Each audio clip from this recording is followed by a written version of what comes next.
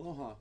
In our last video we ran into a bit of trouble getting our index.cgi file to display properly after uploading it. And it turns out there was an error and that we were able to fix by removing an extra character in one of the lines. So let's look at 3 errors that you'll likely run into as you're learning to use Perl on a web server. So here we are from the textbook. This is on page 49 of your book. And the first one is 404 file not found. We looked at that one first, and this basically means it can't find the file or the folder you're looking for. Oftentimes 404 errors are because we've misspelled something.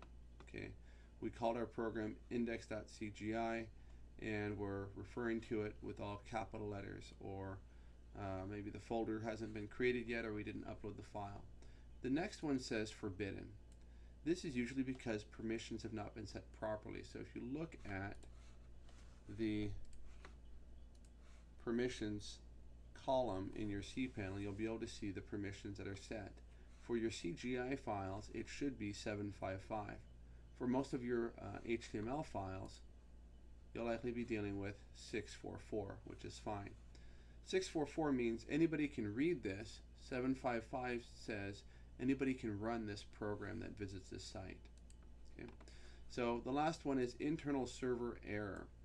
That usually means, and this is the last error that we got in the video, there was something wrong with the first 2 lines. So there was actually an extra character right in front of this number sign. But you need to make sure that you've typed Perl correctly and there's no extra spaces, and that your content type is exactly right. Okay. So those are probably the 3 common errors you get, and hopefully this little tutorial will help you to fix those errors when you find them and to avoid them in the future. Hope you've enjoyed this tutorial. Happy coding.